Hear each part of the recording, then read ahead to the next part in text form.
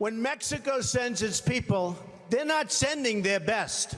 They're bringing drugs, they're bringing crime, they're rapists, and some, I assume, are good people. The U.S.-Mexico border represents many things to many people. A negotiating chip in politics, a necessary blockade to protect American interests, a hazard to the native wildlife and ecology, a division between families, a violation of basic universal human rights. With Harvard Westlake School and Peaceworks Travel, we traveled to the border wall between San Diego and Tijuana. While we were in the United States, we were able to speak to some Border Patrol agents who preferred to conceal their identity. It's not my job. I'm not the person who's going to implement those solutions. That's something that's got to happen with our politicians in D.C. It's got to happen through legal channels. Laws would have to be rewritten. As a Border Patrol agent, I'm not going to be able to come up with that panacea to legal immigration. A lot of people are asking us, how is your job going to change with President Trump's wall? And what I tell them, I said, not at all. But it's not going to change, our procedures out in the field and the way that we do anything. Everything's going to stay the same. After crossing the border and entering Tijuana, we visited the Veterans for Peace office, located just a few blocks from the San Isidro port of entry. It's tough just being deported alone, being a veteran, but on top of it, the addiction, being homeless, it's that much more challenging, but we got to keep fighting. We can't give up. In an interview with Mario de la Cruz, one of thousands of deported United States veterans, he tells us that although he was born in Tijuana, he grew up in America, his home. He went to college in the United States, and he has a daughter there. Never thought that I was going to get deported. I just thought, I'm going to go to jail, do my time, I'm going to come out. It's like somebody coming up to you and telling you, guess what, you're going to the moon in a couple of weeks. And well, obviously you're going to be like, what do you mean I'm going to the moon? Biggest shock was being away from your family and knowing that you were not going to be able to see them anymore. Come into a country that you don't know. A lot of them were 8 months old, 3 years old, 7 years old, their whole lifetime, 40, 50 years in the United States. And to be willing to put their lives on the line for something they believe in, and that is in America, in a free country. They should be in the United States. One of few safe houses for deported migrants is La Casa del Immigrantes. In La Casa, we heard the story of a man who was torn from his family just a couple months prior. He said he just wants a better life for his 3 daughters still in the United States.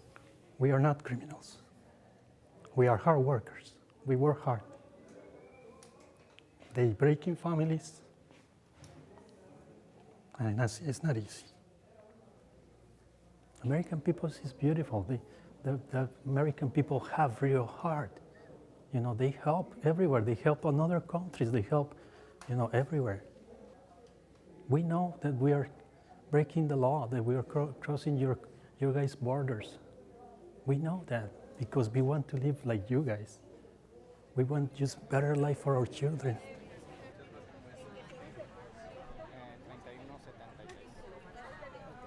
Madres y Familias Deportadas en Acción is a safe house specifically for deported migrant families. This is Lilia, a deported mother from San Diego who has been separated from her daughter for 2 years.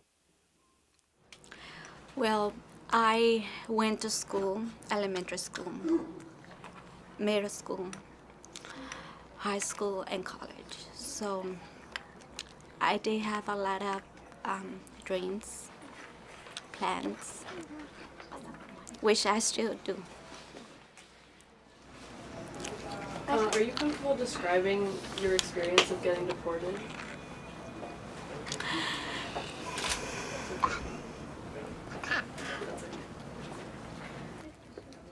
What I miss most, it's being with my daughter,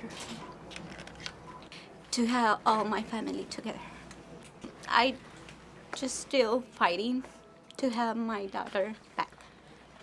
And I'm still fighting here to give my son, who is with me now, to give him what he needs. And what the first thing that he and my daughter need is their parents.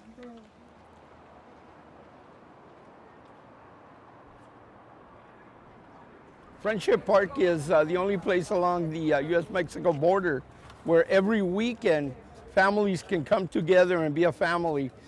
Every Sunday we gather out here, and we have a national communion service where we have a pastor on the U.S. side, the pastor on the Mexican side, to do a communion service. It's a non-denominational service. Everybody is welcome. Y tomando el pan, And taking the bread, lo bendijo he blessed it, y lo dio a sus discípulos diciendo, gave it to his disciples, saying, este es mi cuerpo my body que será quebrado por todos vosotros that will be broken for all of you para el perdón de los pecados. for the forgiveness of sin. Borders are artificial constructs imposed between people to divide and define themselves. They are not recognized by nature and the many other species that live throughout these border areas. Nevertheless, sovereign nations have a need to exert control over migration and frame this as a vital national security imperative. This inevitably collides with those who have personal attachments on both sides of the border. How we navigate and balance the needs of our country with the needs of our neighbors and friends is a measure of our true values. Oh Lord, my God, when I in awesome wonder consider all the worlds thy hands hath made, I see the sky